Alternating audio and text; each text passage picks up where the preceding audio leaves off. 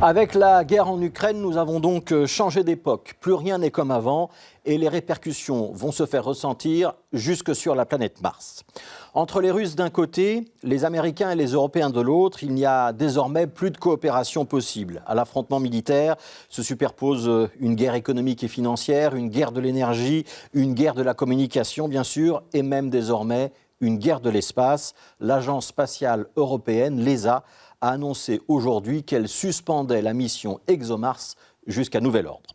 Alors ExoMars, c'est cette mission qui prévoyait d'envoyer sur la planète rouge un petit véhicule tout-terrain, un rover automatisé, donc de fabrication européenne, qui aurait dû être en mesure de forer le sous-sol martien.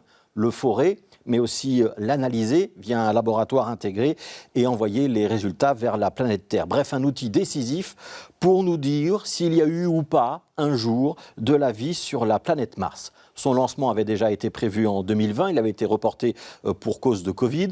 Il était programmé pour septembre de cette année. Mais le problème, c'est que le transport de ce robot était assuré par des fusées Soyouz au départ de la base de Baïkonour.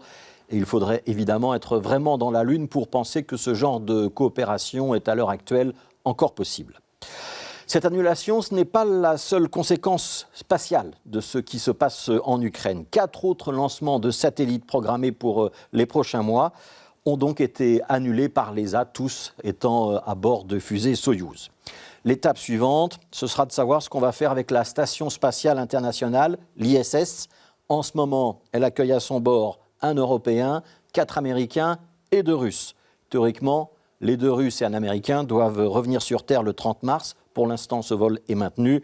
Pour la suite, il n'y a rien d'écrit. Il n'est pas exclu que les prochaines rotations se fassent plutôt avec les fusées de SpaceX, la firme d'Elon Musk, plutôt qu'avec les vaisseaux Soyouz.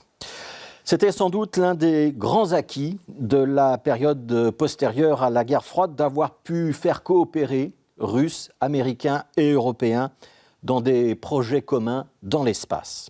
Dans un grand discours en 1960, le président John Fitzgerald Kennedy avait fait d'ailleurs rêver le monde entier en parlant d'une nouvelle frontière, une expression dans laquelle il avait glissé la conquête de l'espace, mais aussi la recherche de la paix et la lutte contre la pauvreté. La conquête de nouvelles frontières, c'était l'inverse de l'isolationnisme de l'époque, une manière de jeter des ponts vers les autres et vers le futur.